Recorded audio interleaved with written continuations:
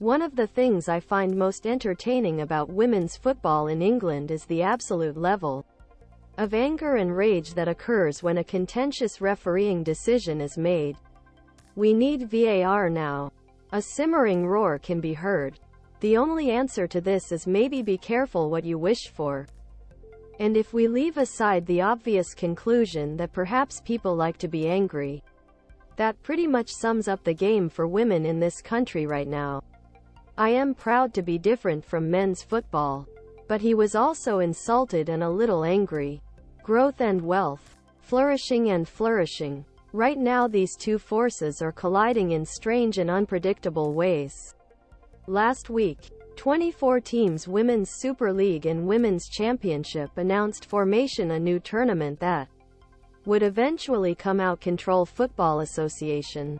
The new league, led by former investment banker and Nike executive Nikki Doucet, will launch next autumn following a consultation process led by a 12-member working group, 8 of whom represent the major men's clubs.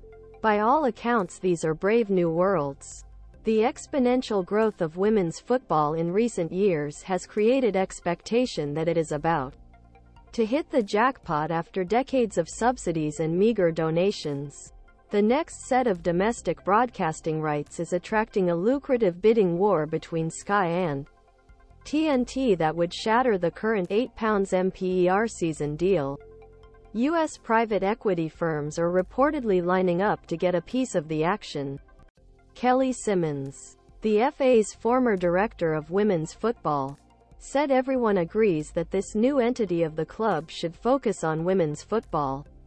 Of course, everyone knows what that laser focus is. And even though Doucet diplomatically avoided mentioning it in the statement announcing his appointment, others were more than willing to do it for him.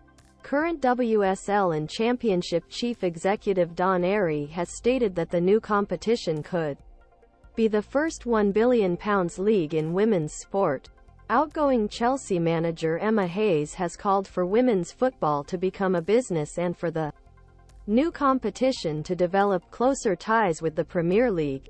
You also see laser focus on $7,525 revenue split of proposed new league widening financial gap between WSL and Championship clubs and completely cutting off rest of pyramid. Meanwhile, Championship clubs will have no voting rights on commercial and broadcast matters.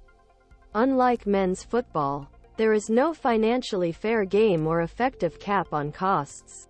Women's football has already turned into an arms race and biggest clubs are about to be given the keys to arms room. I wonder where Bristol City fits into this vision.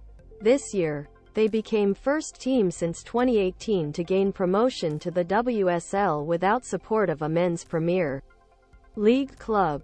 Homegrown coach Lauren Smith took over team consisting of just 6 senior players and guided them to a competitive championship on tight budget.